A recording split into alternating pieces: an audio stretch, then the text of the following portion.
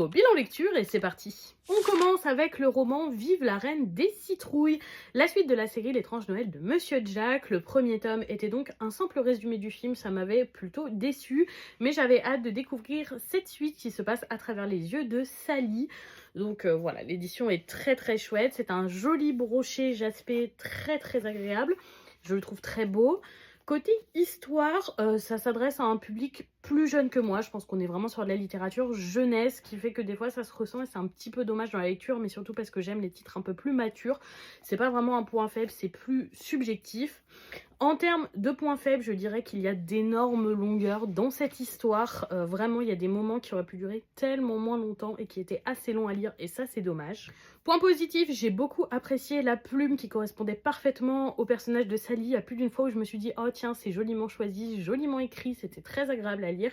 Et en plus, Sally n'est pas un personnage crédule, donc ça laisse vraiment une place au réalisme dans cette lecture, notamment quand elle retrouve certains autres personnages qu'elle découvre.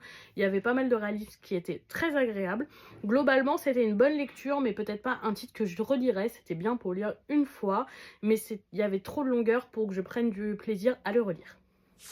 On passe au premier tome de To End This Love Game, édité chez Kana. J'ai été agréablement surprise par ma lecture de ce titre et j'ai passé un très bon moment de lecture avec.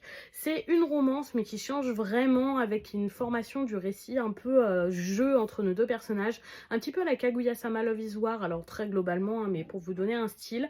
J'ai beaucoup apprécié ce premier tome, j'espère juste que l'espèce de challenge entre nos deux personnages ne durera pas trop longtemps, mais pour le moment c'est très positif. J'ai ensuite lu le one-shot La Belle et l'Ogre dans la nouvelle gamme Crispy Love de chez Taifu et je dois dire que j'ai été plutôt déçue de ma lecture et ça c'est vraiment dommage.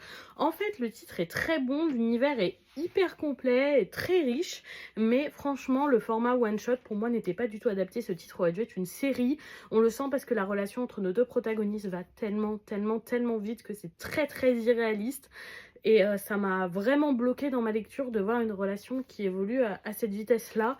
J'ai jamais vu une relation dans la vraie vie qui évolue à cette vitesse-là, donc ça m'a vraiment un peu sorti de ma lecture et c'est dommage parce que ça aurait pu être un très bon titre. On termine avec le premier tome de The Second Chance of the Villainess, édité chez Delcourt Tonkam. Encore un titre de réincarnation dans le corps d'une vilaine, dans un média que la personne consommait. Et donc là c'est une réincarnation dans un jeu, donc la vilaine du jeu, et c'est un titre comme les autres. On a beaucoup de titres de ce style qui sont arrivés chez nous là les 2 dernières années, et c'est un titre tout bonnement banal. J'ai rien trouvé qui le démarque des autres, donc c'est pas mauvais. Si vous aimez ce genre de lecture, vous prendrez du plaisir, mais pour ma part, je cherche vraiment plus, et ce titre est vraiment très banal, et c'est dommage.